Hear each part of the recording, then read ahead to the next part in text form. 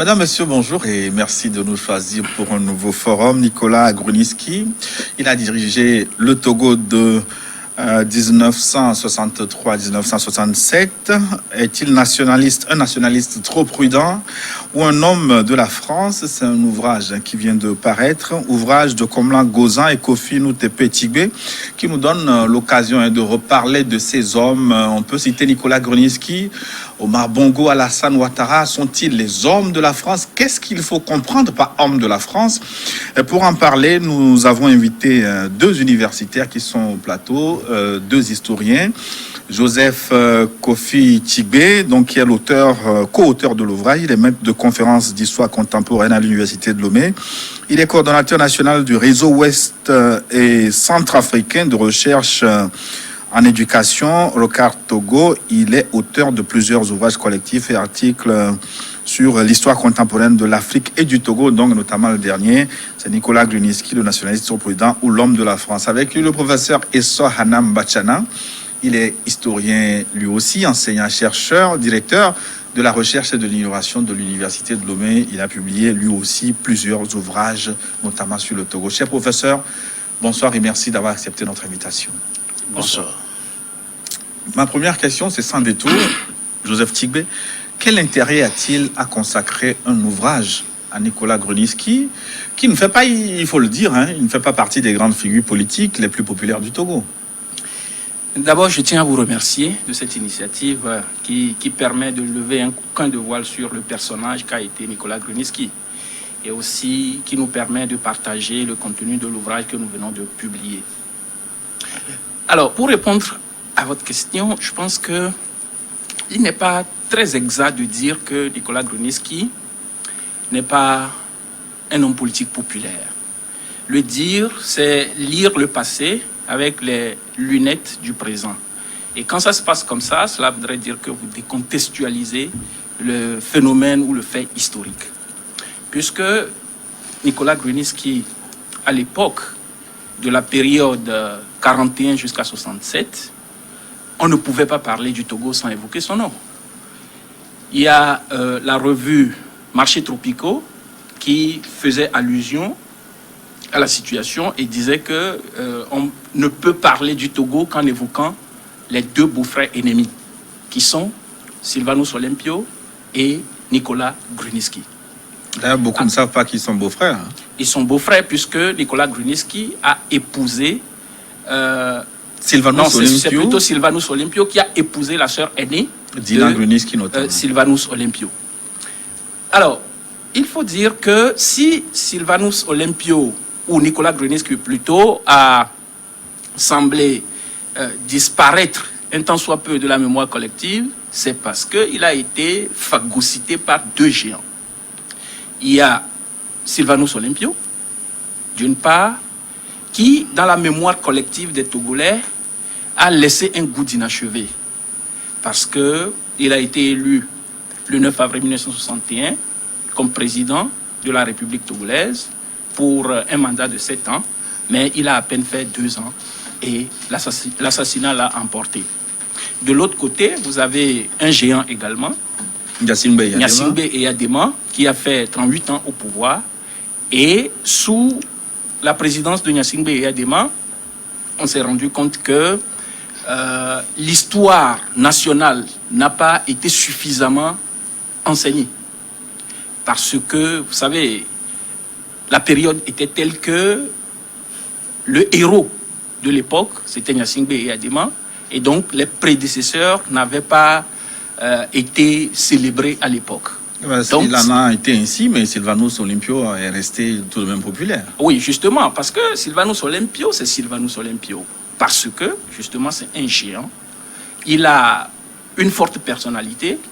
Et ce qui l'a rendu populaire également, c'est que dans la mémoire collective, il est considéré comme une victime de l'indépendance. Donc ça veut dire que vous reconnaissez que Nicolas Gruniski a une faible personnalité. Non, en fait, justement, j'en viens pour dire que ce n'est pas parce que Nicolas Gruniski n'a pas joué un rôle important dans l'histoire du Togo. C'est vrai que comparé à Sylvanus Olympio, il avait une personnalité moins forte que celle de Sylvanus Olympio.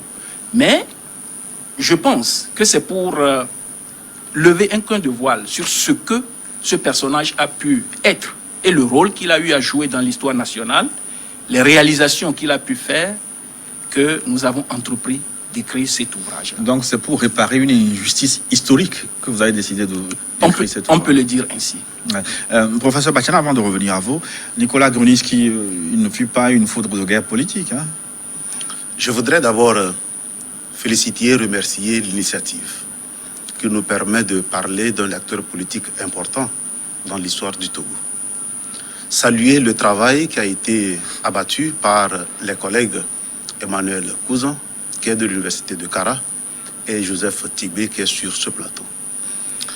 Et avant de répondre à votre question, revenir sur le débat qui a été engagé sur la personnalité de Nicolas Grunitzky. C'est vrai, il a été écrasé par Sylvanus Olympio et le président Eyadema. Si la mémoire de Sylvanus Olympio, malgré le culte de la personnalité due à Eyadema, après 1967, n'est pas effacée de la mémoire collective togolaise, c'est justement parce qu'il y a eu des héritiers politiques de Sylvanus Olympio. Pendant toute la période Eyadema, un certain nombre d'acteurs se sont réclamés de Sylvanus Olympio. Et d'ailleurs, à partir de 1991, avec l'ouverture démocratique, on a vu ses fils biologiques comme ses fils politiques reprendre le flambeau. Or, pour le cas de Nicolas Grunitzky, étant progressiste, lui, les héritiers du pouvoir après 1967 ont été considérés à tort ou à raison comme étant des progressistes. Et dans le contexte politique de 1991 à aujourd'hui, on a eu, en tout cas à un certain moment, tendance à penser qu'il s'agissait d'une réplique du combat qui a eu lieu entre 1946 et 1963, c'est-à-dire entre nationalistes et progressistes. Et dans ce contexte-là, bien évidemment, la figure d'Eyadema est passée au devant de la figure de Nicolas Grunitzky. Nicolas Grunitzky est un homme politique de grande envergure, même si, c'est vrai, on ne peut pas le comparer à Sylvanus Olympio pour des raisons que nous allons évoquer dans le débat. Alors, à quoi va s'attendre le lecteur dans cet ouvrage que j'ai parcouru très rapidement? Joseph Tibé. Merci. Disons que l'ouvrage est une histoire de vie. Et l'histoire de vie est une démarche des historiens qui permet de présenter une époque et un espace donné à travers un personnage. Et finalement, le personnage devient un prétexte pour connaître le temps et l'espace auquel il a appartenu. Au département d'histoire, disons que depuis 2003, il a été fait le constat selon lequel la période postcoloniale du Togo n'est pas suffisamment documentée. Il n'y a pas d'archives. Et donc, les enseignants-chercheurs du département ont initié un projet de recherche qui a consisté à promouvoir les histoires de vie. Et donc, une bonne quinzaine, vingtaine de mémoires sur des personnalités politiques ont été produits dans ce cadre-là. Et disons que cette initiative intègre cette recommandation que les historiens togolais ont fait pour pouvoir laisser à la génération qui viendra après nous des écrits sur des figures de proue de l'histoire nationale. Et l'histoire de vie, disons que c'est un peu différent de la biographie historique et de la prosopographie.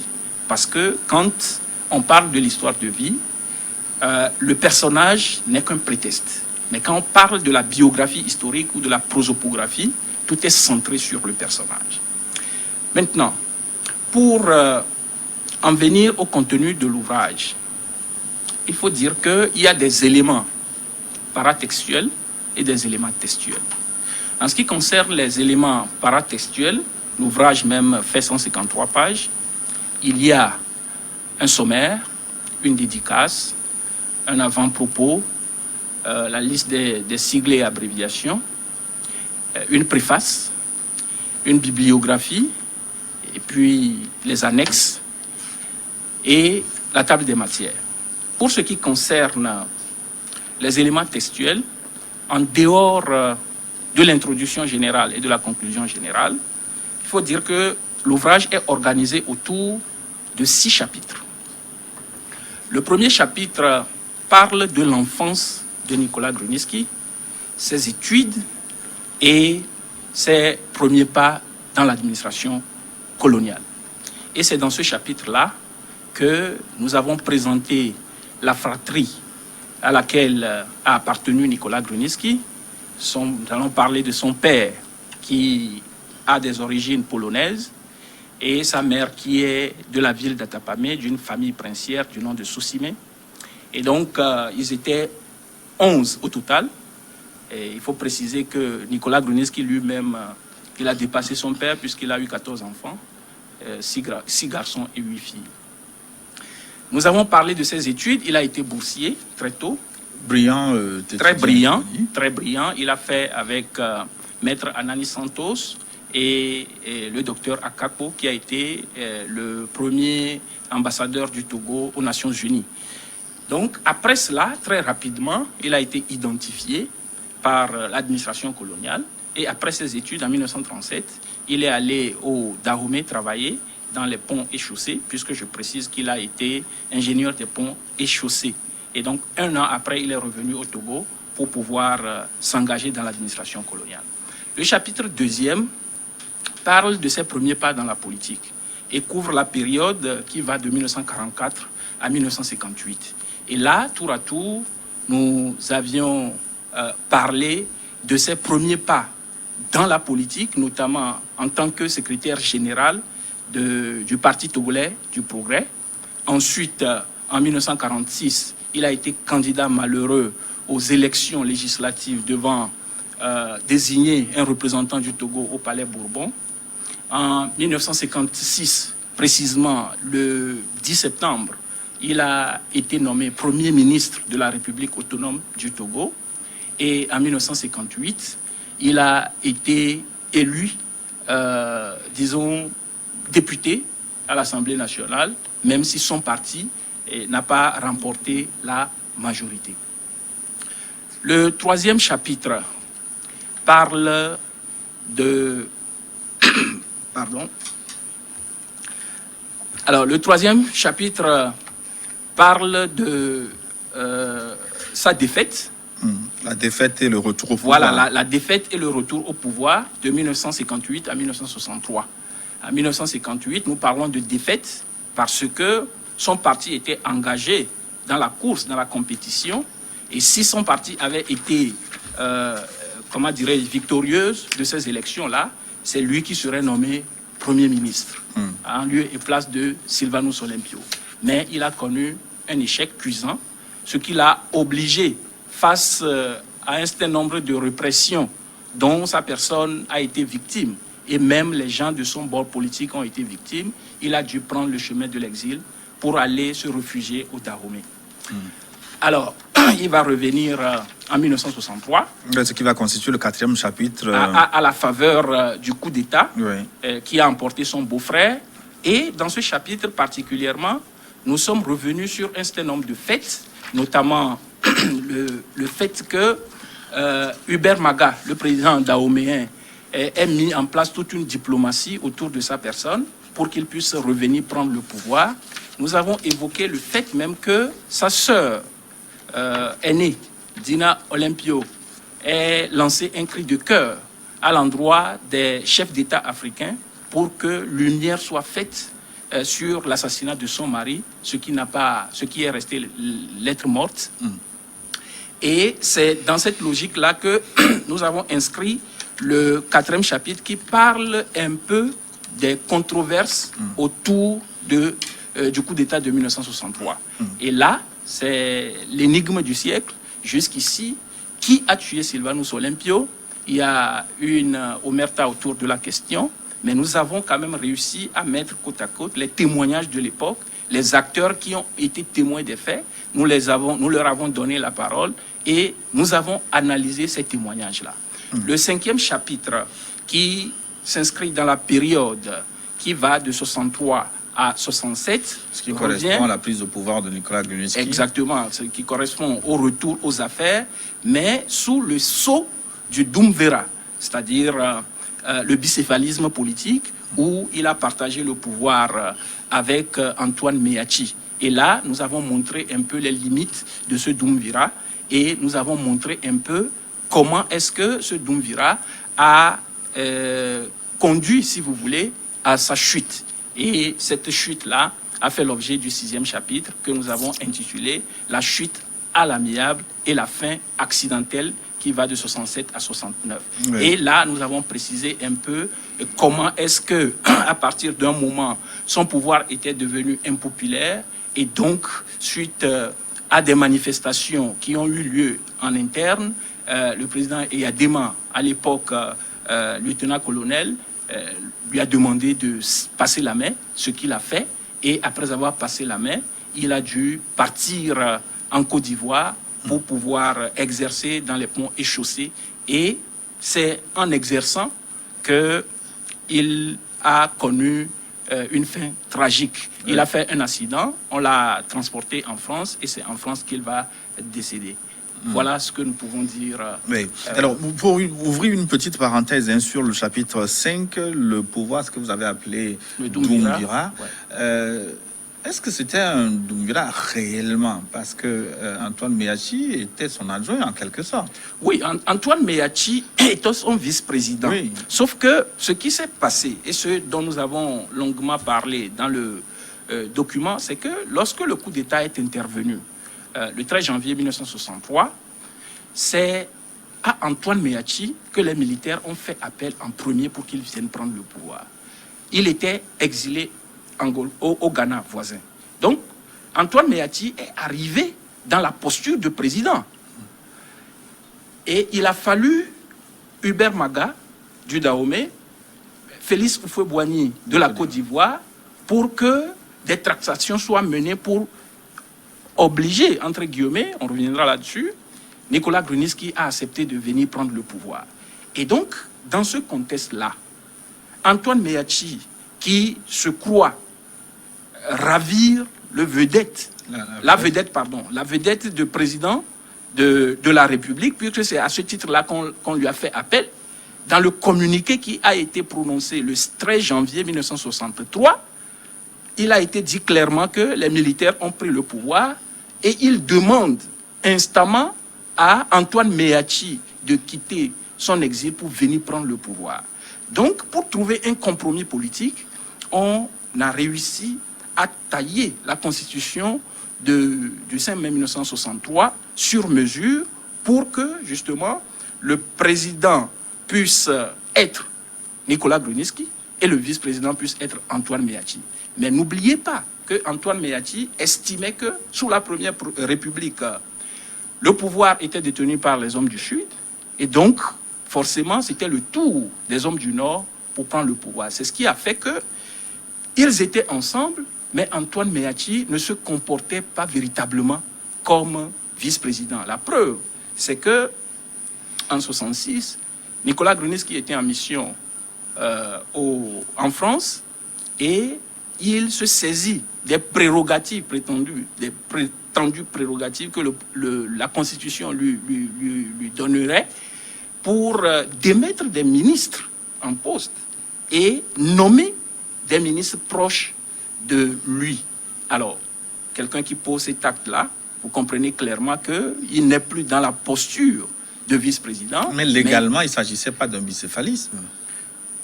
Évidemment, c'était un bicéphalisme, c'était un bicaméralisme, puisque la Constitution le dit clairement. Et la Constitution a défini les fonctions, les rôles de chacun. Il est dit, certes, qu'en l'absence du président, que le vice-président occupe les fonctions du président jusqu'à ce que le président ne vienne. Mais l'absence en question a été également bien définie. Le contexte de l'absence. Ce n'est pas quand le président va en mission pour quelques jours que le vice-président doit se saisir du pouvoir pour pouvoir démettre des ministres.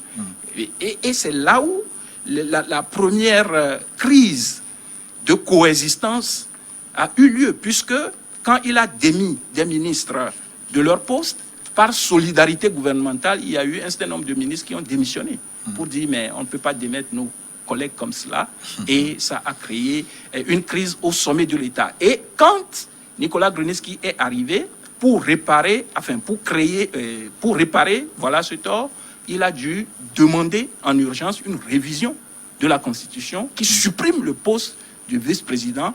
Et c'est à ce titre-là que Antoine Meachi est redevenu ministre de l'Intérieur.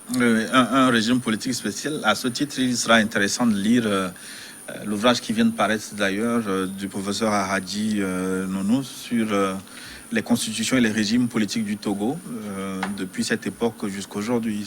Ça doit être intéressant à lire. Hein.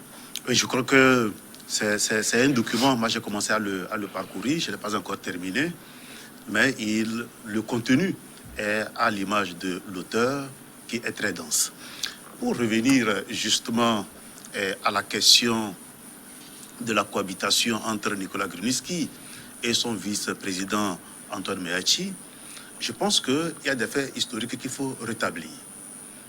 Depuis 1946, et particulièrement à partir de 1951, à partir du moment où la France a fait le choix d'organiser le pays en deux grandes zones, la partie sud, considérée comme étant acquise aux idées nationalistes, et qui a été secondée par le PT, le Parti togolais du progrès, et le nord par l'UCPN, l'Union des chefs et populations du Nord.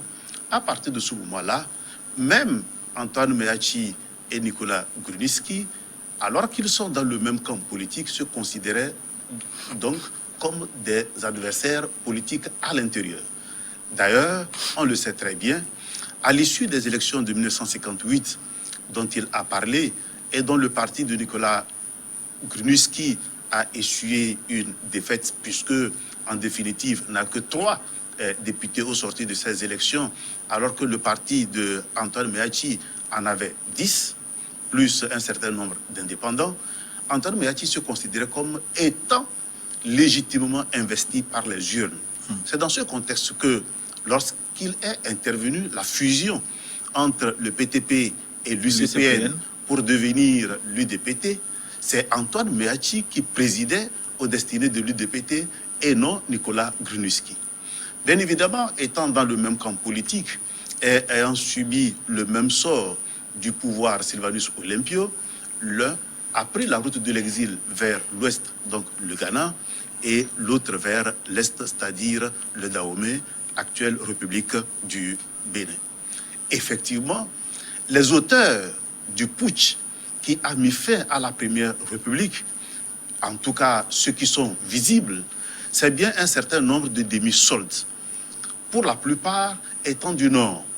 Et ce sont ces demi-soldes-là qui ont fait appel, il faut le dire, à leur frère, Antoine Meachi, pour venir occuper le poste de président, parce qu'eux-mêmes n'étaient pas préparés à cet effet. Et comme le collègue le disait, c'est à la suite d'un certain nombre de discussions de couloir entre le président ivoirien, Félix Houphouët-Boigny, et le président béninois, Hubert Maga, que finalement, le choix a été porté sur Nicolas Grunitzky, qui avait déjà une certaine expérience dans l'exercice de la chose politique à partir du moment où il a été Premier ministre de 1956 à 1958. Dans ces conditions, pour trouver un équilibre entre finalement les deux amis qui vont se rivaliser dans les couloirs, on avait pensé qu'il était important de créer une sorte de république où il y aurait un président et un vice-président, à l'image un peu de la trouvaille dahoméenne, où il y avait un président et 3 vice-présidents. Dans le contexte togolais, on a pensé que le Sud serait représenté par Nicolas Grunitzky et le Nord par Antoine Meachi. Mais les deux hommes n'étaient pas de même tempérament. On va le dire, Nicolas Grunitzky est de tempérament beaucoup plus posé, paisible, un peu plus à l'écoute, alors que Antoine Meachi est beaucoup plus bouillant. Lorsque vous confiez la vice-présidence à quelqu'un qui est bouillant, alors que son président est plus ou moins posé, vous comprenez dans ces conditions qu'il va naître une sorte de rivalité à l'intérieur. Et les événements du 21 novembre 1961, dont le collègue Tibé a fait mention, prouvent, 66 plutôt, prouvent à suffisance l'insatisfaction de Antoine Meachi par rapport à son poste de vice-président. Mais là aussi, il faut le dire et avec force, moi je considère cet événement de 21 novembre 1966 comme étant une journée de dupes.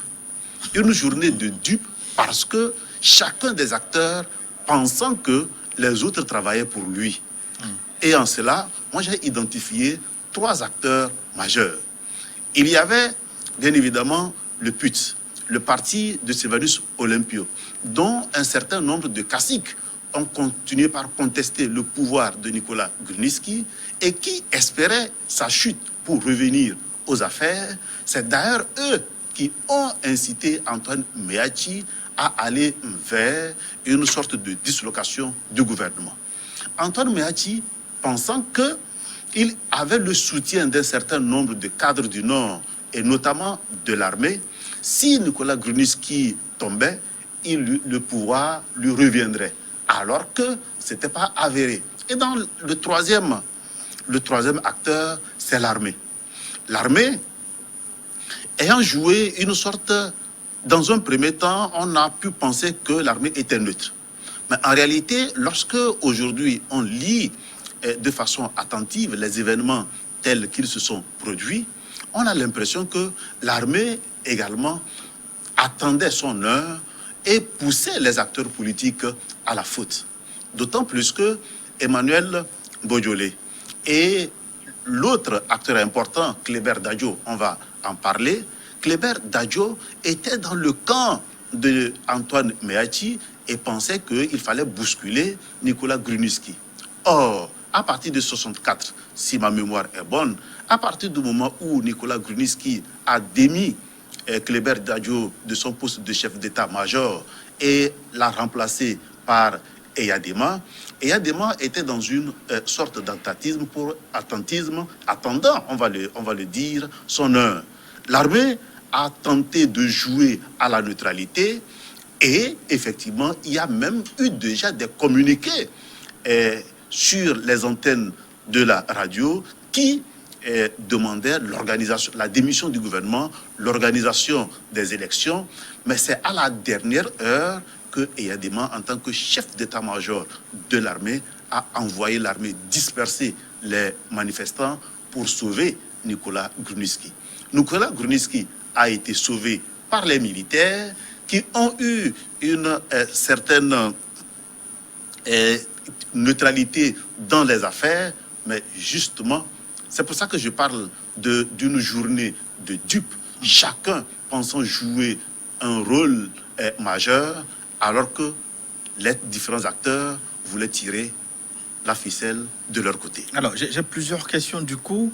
Je voudrais comprendre pourquoi Kléber Dadjo, qui a bénéficié essentiellement du coup d'État de 1967 en janvier, n'a pas pu faire long feu. Son pouvoir a duré moins de 3 mois. Pourquoi il n'a pas pu tenir au point que Gnassingbé Eyadema soit obligé de revenir en avril 67. Mais avant, je voudrais comprendre aussi pourquoi Antoine Meachi a été finalement récusé. N'avait-il pas le profil du job, ou bien derrière ce que vous avez appelé les négociations de couloir entre Cotonou et Abidjan, il y avait la main de la France? Nicolas Grunitzky était-il déjà l'homme de la France, parachuté au pouvoir à travers les négociations, les discussions de couloir menées par Hubert Maga et Félix Houphouët-Boigny? Il y a un élément que le collègue a évoqué sur lequel je voudrais revenir. C'est que, en profilant les personnes, les postes, on s'est rendu compte que Nicolas Grunitzky avait le meilleur profil. Parce que il est considéré quand même comme un homme de pouvoir. Il a géré la République autonome de 1956 à 1958. Donc, il s'est, pour ainsi dire, familiarisé déjà avec le pouvoir. Et Antoine Meachi, son tempérament l'a desservi. Ça, c'est le premier élément. Le deuxième élément, c'est que Nicolas Grunitzky est sorti du moule, si vous voulez, de la France. Il a la nationalité française, il a fait ses études en France, et donc, pendant cette période-là, où la France, quoi qu'on dise, a eu à jouer un rôle important dans le coup d'État, même si tout n'est pas encore clair, mais la France ne s'hasardait pas à mettre au devant de la scène quelqu'un qui ne ferait pas ses affaires. Et donc, eu égard à toutes ces réalités-là, la France a estimé que Nicolas Grunitzky avait le bon profil. Et de ce point de vue, on peut dire que Nicolas Grunitzky était considéré comme l'homme de la France. Et ça, dans le document, nous l'avons dit, mais en fait, nous l'avons dit pas de façon fortuite, puisqu'il y avait une certaine opinion publique à l'époque qui considérait que Nicolas Grunitzky était l'homme de la France sur la base des faits précis. J'en ai évoqué certains. D'abord, il a la nationalité française. Ensuite, il a été une des figures de proue du PTP, du Parti togolais du progrès, qui est ce parti idéologiquement proche de l'administration française. Ensuite, il a accepté d'aider à porter sur les fonds baptismaux la République autonome du Togo. Et quand on sait tout le débat qui a tourné autour de la mise en place de cette République-là, c'est à bon droit que certains Togolais ont eu à penser qu'il roulait pour la France. Et le dernier élément à sa charge, c'est le fait d'avoir accepté de succéder à son beau-frère défunt. Parce que le coup d'État en question était considéré par les nationalistes comme l'assassinat de leur leader au profit de la France. Parce que vous savez très bien que Sylvanus Olympio n'a pas véritablement porté la France dans son cœur. D'ailleurs, il n'y a pas fait ses études. Il a fait ses études d'abord en Grande-Bretagne et c'est de façon épisodique qu'il est passé à Dijon. Donc, ce n'était pas le gars qui était très bien cerné par la France. Et le fait que, après son investiture, qu'il ait réservé son premier voyage à l'Allemagne, et c'est de retour de Berlin qu'il ait fait une escale à Paris, ça n'a pas du tout contenté la France. Donc tous ces éléments-là... C'est grave, quand il a voulu frapper une monnaie, il n'a pas choisi la France, c'est ailleurs qu'il a voulu... J'en viens. Donc, comment dirais-je, l'erreur fatale, c'est le fait de vouloir se désolidariser de la zone franc, hein, et d'avoir sa propre monnaie. Et ça, la France ne l'a jamais admis. Donc, si nous mettons tous ces éléments-là ensemble... Il paraît que c'est la veille du retour des monnaies qu'il a été assassiné le 13 janvier 1963. Oui, en fait, la monnaie, le spécimen a été montré, a été validé. Et donc, le 14 janvier 1963, son ministre de l'économie et des finances, Auspice Coco, devait aller signer le divorce entre le Togo et la zone franc. Et c'est la veille qu'il a été assassiné. La coïncidence est troublante. La coïncidence est troublante. Et il faut être dupe pour penser que cet élément n'a pas joué en sa défaveur. Donc, si nous mettons tous ces éléments ensemble, on peut dire que Nicolas Grunitzky était l'homme de la France. Mais des éléments qui se sont passés par la suite ont montré que il faut nuancer. Il faut nuancer parce que lorsque le gouverneur Yves Digo est arrivé au Togo entre 1950 et 1952 et qu'il s'est agi de procéder au renouvellement du poste de député au Palais Bourbon, togolais au Palais Bourbon, Nicolas Grunitzky s'est positionné comme candidat. Mais Yves Digo s'en est méfié. Et les raisons qu'il a avancées il a évoqué ses origines polonaises, proches de l'Allemagne, pour dire que, écoutez, ce type-là, est-ce qu'on peut lui faire confiance? Il a également évoqué le fait qu'il ait fait des études universitaires. Donc pour lui, c'est quelqu'un de très intelligent qu'on ne saurait pas manipuler. Et il préférait Mama Fousseni à Nicolas Grunitzky. Donc ces éléments-là également montrent que, bon, c'est vrai, l'argument d'un Nicolas Grunitzky très proche de la France, c'est un argument servi par les nationalistes, mais en même temps, la France elle-même avait quelques doutes sur sa personnalité, surtout qu'il était trop mou. Et on estimait que, bon, quelqu'un d'une telle mollesse, est-ce qu'il va pouvoir faire face aux contestations tonitruantes des nationalistes? Donc, tous ces éléments-là ont fait que, bon, la France, à un moment donné, quand bien même c'était l'homme de la France, entre guillemets, la France elle-même s'est rétractée vis-à-vis de sa personne. Mais peut-être un autre élément à charge, Nicolas Grunitzky était-il de connivence avec les auteurs du coup d'État de 63, puisque finalement, Nicolas Grunitzky, c'est lui qui a été le receleur de ce coup d'État, le principal bénéficiaire. Ça, vous allez en parler, mais j'avais ouvert une parenthèse au professeur Bachana pour nous parler de Kléber Dadjo. Pourquoi n'a-t-il pas pu tenir le coup alors que le pouvoir lui a été confié après le deuxième coup d'État de 1967, janvier 67? Il faut dire que Kléber Dadjo était, et les militaires le disaient, l'officier le plus ancien dans le grade le plus élevé. C'est dans ce contexte que, en 1963, lorsque le coup d'État intervenait, il a été choisi comme chef d'état-major de l'embryon de l'armée togolaise.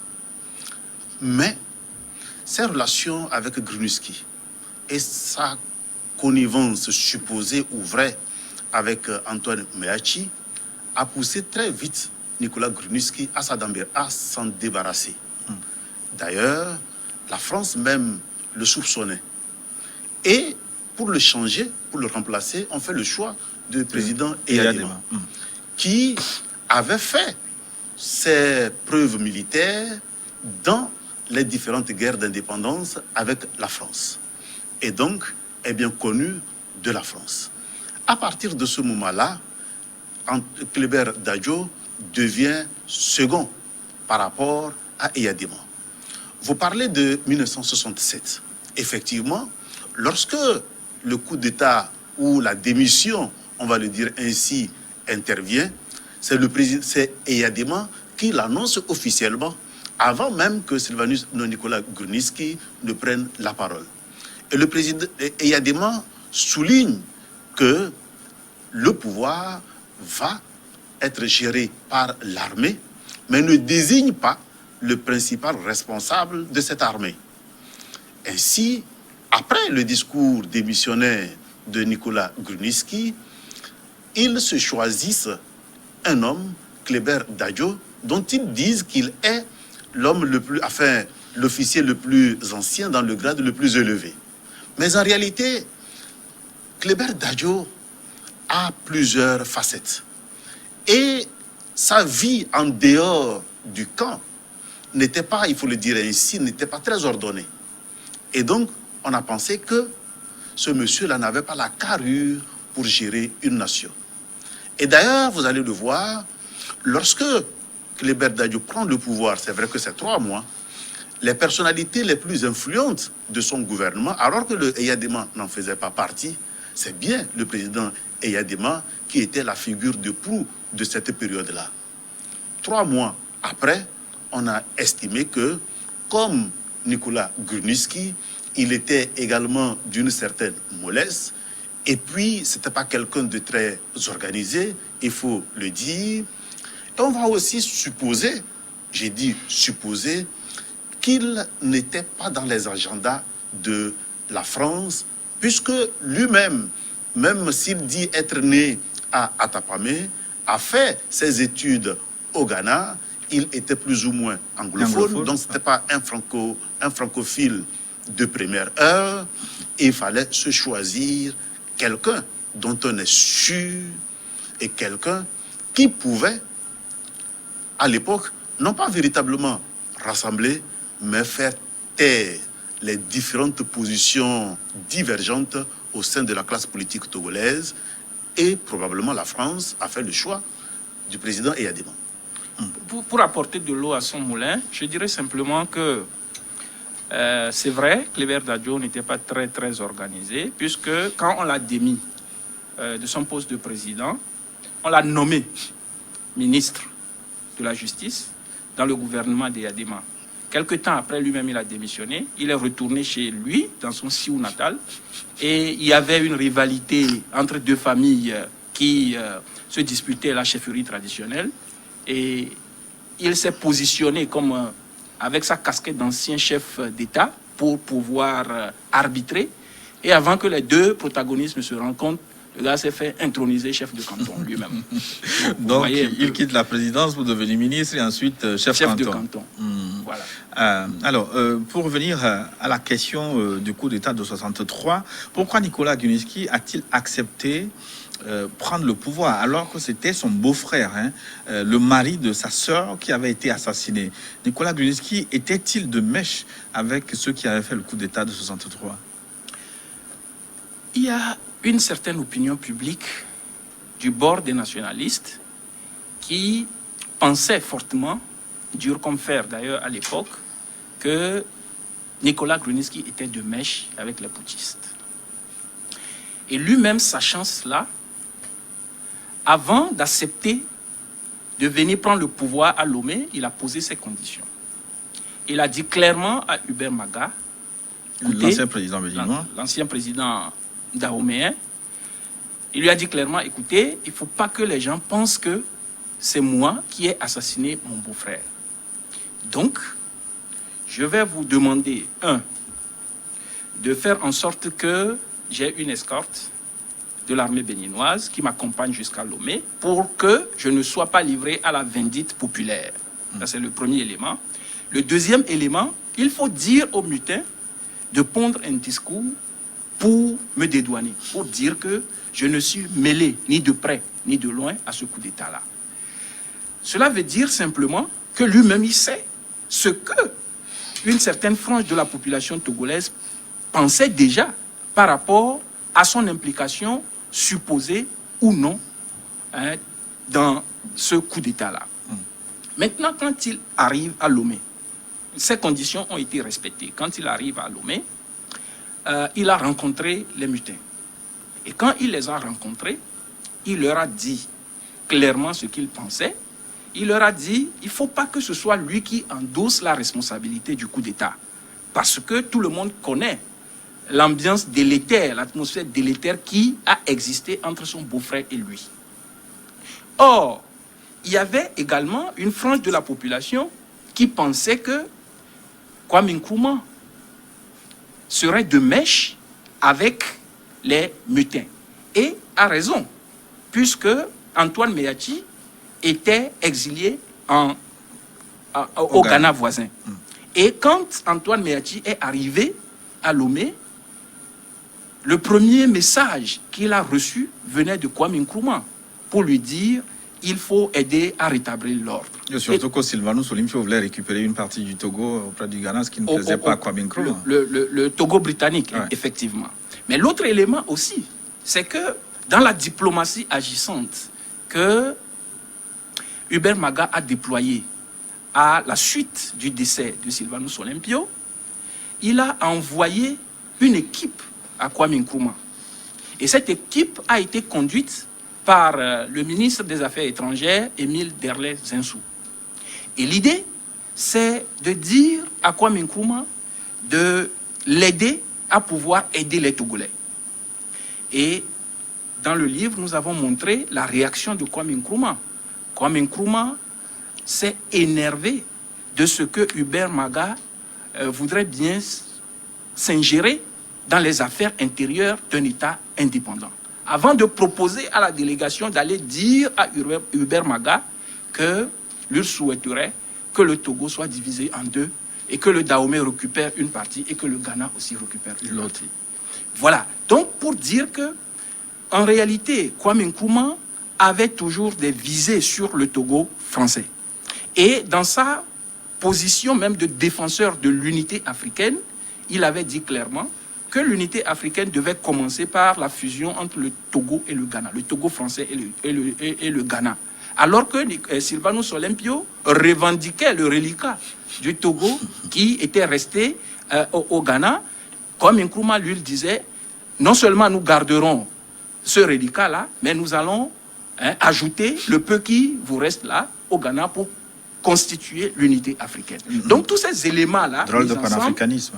Exactement. Tous ces éléments-là mis ensemble peuvent être à décharge contre Nicolas Grunitzky pour dire qu'en réalité, il peut ne pas être impliqué dans le coup d'État, mais avoir la virulence des rapports la virulence qui a existé entre les deux hommes, il est simpliste de penser qu'il n'était pas proche de ces putschistes-là. On va terminer cette première partie avec le professeur Batshana. Professeur, est-ce que c'est moral, est-ce que c'est décent de succéder à son beau-frère qui a été assassiné dans les conditions qu'on sait? Moi, je ne parlerai pas de moralité ou de décence. Nous sommes en politique et il faut voir les choses dans ce sens-là. Le président Nicolas Grunitzky et Sylvanus Olympio ont été les deux principaux rivaux de la vie politique togolaise de 1946 à 1958, avant l'élection de 1958. D'ailleurs, il le disait bien, Cornevin a pu même appeler cette période-là le Togo des deux beaux-frères ennemis.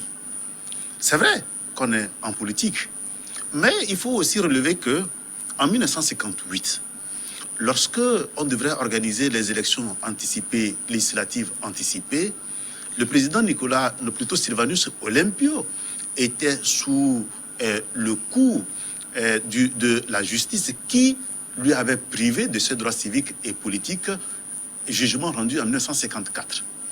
Et dans les discussions avant l'élection, il avait été suggéré que cette pénalité-là soit levée, de sorte que Sylvanus Olympio puisse être candidat à cette élection. Nicolas Grunitzky n'a pas cru utile d'accéder à cette revendication. Sylvanus Olympio n'a pas pu participer à l'élection. Mais il faut aussi dire qu'après l'élection, ou plutôt la victoire des nationalistes, et le fait que Sylvanus Olympio ait été désigné Premier ministre, il n'a pas non plus fait cadeau à son beau-frère, Nicolas Grunitzky, qui a été obligé de s'exiler en France.